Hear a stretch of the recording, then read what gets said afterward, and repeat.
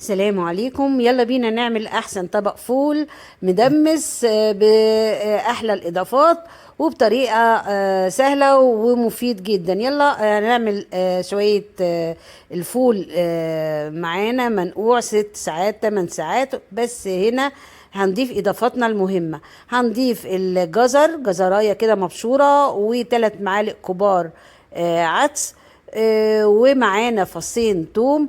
بس هنا لما نكون ناقعين الفول، الاضافه بتاعتي الجديده ان انتي هتحطي يعني 3 معالق كبار من الحمص، يعني قد كف كده. حطي حمص، هيعمل قيمه غذائيه وهيدي طعم لذيذ جدا.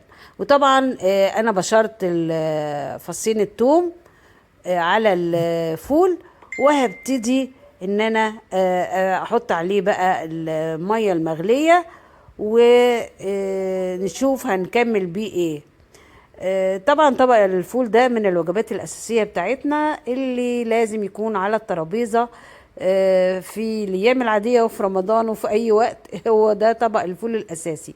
حطيت طبعا إضافتي مية مغلية، ما تكتريش قوي، بس لازم يبقوا بنسبة كده زي ما انت شايفة. وهنغطي على الحلة يقعد له كده حوالي ساعة. دي طبعا حلة ضغط ساعة كده، وهفتح عليه شوفه او ساعة الا ربع، وبص عليه شوفيه محتاج مية ولا لا. عشان ساعات الفول في انواع بتحب تشرب مية اكتر او يكون مش منقوع قوي فبيشرب مية اكتر، فلازم تزودي له المية. فانا لقيته بصراحة محتاج شوية مية كده، فزودته كوباية وسبته يغلي كمان كده ربع ساعة بس. خلاص كده الفول خلاص كده جاهز.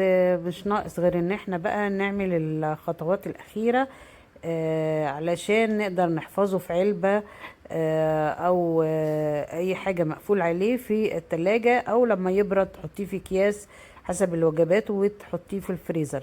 انا بصراحة بحب احطه في علبة وبعمل على قد الكمية اللي انا محتاجاها بس. بعد كده خلاص بقى قلنا ان الفول خلص، فابتدي اهرسيه بقى في الخلاط لما يبرد. او هنا انا عاملاه بالهاند بلندر، وهو سخن مش هيجرى له حاجه. الهاند بلندر ما بتعملش حاجه، يعني مفيش مشكله بالنسبه لها. وخلاص انا خلصته وبدات احطه في الاناء اللي يعني ده بلاستيك، بس بلاستيك صحي امن عند البلاستيك اللي هو ممكن تحفظي فيه اي حاجه سخنه وتتعمل في التلاجة عادي. بس طبعا لما يبرد ولازم تغطيه نص تغطيه كده لما يكون بارد علشان ما يتأكسدش، بس نص تغطيه لحد ما يبرد خالص وتحفظيه في التلاجة. انا هنا مغطيه الوش بالزيت الحار لان انا افضل الزيت الحار مع الفول طبعا، وده له قيمه غذائيه عاليه جدا. يعني اللي ما جربوش يا ريت يجربوا الفول من غير الزيت الحار، طعم تاني خالص. خلاص كده. لو عجبك الفيديو يا ريت تكتبي لي كلمة حلوة ولايك وتشيري لو لاصحابك. شكرا.